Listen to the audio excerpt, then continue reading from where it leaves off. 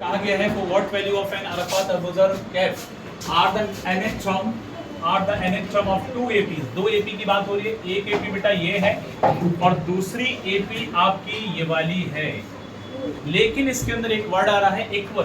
क्या है? इक्वल। यहां पर क्या बोल रहे हैं?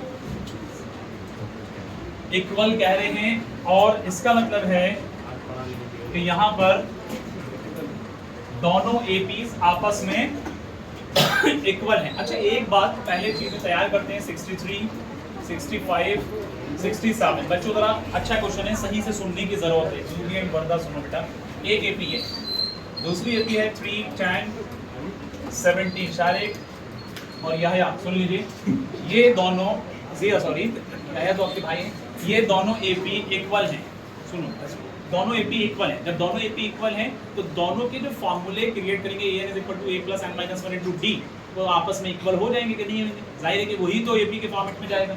मैं करना ये चाहता हूँ इसके अंदर, पहले अगर मैं इसके अकॉर्डिंग बनाऊंगा, सुनो बेटा, an = ध्यान से सुनना, an = a प्लस इसका a जो है 63 प्लस n - 1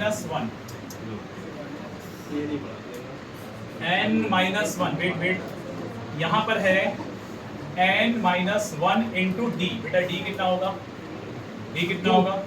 -2 या 2? -2 होगा ओनली। ये एक इक्वेशन बनेगी। अब जरा ध्यान से सुनना मेरी बात। ये इक्वेशन अगर मैं इसको फर्दर सॉल्व करूंगा बच्चों, an = 63 जरा सुन लीजिए, प्लस का 2n माइनस के 2 और सॉल्व करेंगे तो यहाँ पर क्या रहेगा बच्चों? बोलिए। और अगर सॉल्व करेंगे तो 61 an = 61 प्लस 12। जरा ध्यान से देखिएगा इस चीज को। एक एपी का सॉल्यूशन आपके पास नहीं है, ठीक है?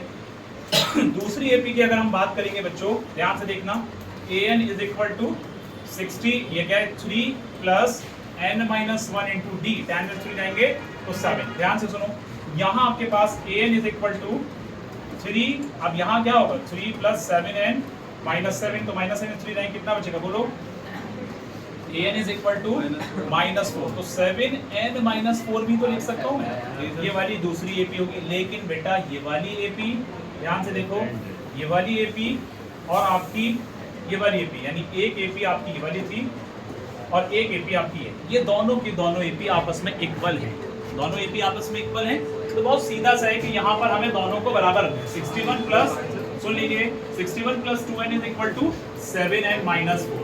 इसी से हम nth टर्म निकाल पाएंगे। अलविदा, यहाँ पर हमारे पास में 61 और माइनस के 4 है तो प्लस के 4 हो जाएंगे, ठीक है बच्चों? और इसके बाद 7n माइनस के 2n, ध्यान से सुनो, ये हो जाएगा बच्चों 65 और यहाँ 7 में से 2 कितने बचेंगे? 5 यहाँ के डिवाइड होगा n, तो इसका मतलब यहाँ 13। तो पता ये चलता है कि n की जो वैल्यू है वो कितनी आएगी बच्चों? 13। लेकिन फॉरवर्ड वैल्यू ऑफ n का था, जाहिर है कि यहाँ पर 13 आएगा। ठीक है, बात क्लियर?